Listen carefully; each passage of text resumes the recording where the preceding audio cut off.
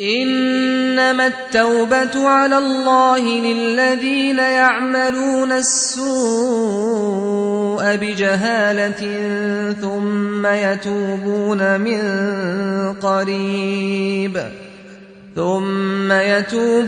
من قريب فأولئك يتوب الله عليهم وكان الله عليما حكيما. وليست التوبة للذين يعملون السيئات حتى إذا حضر أحدهم الموت قال إني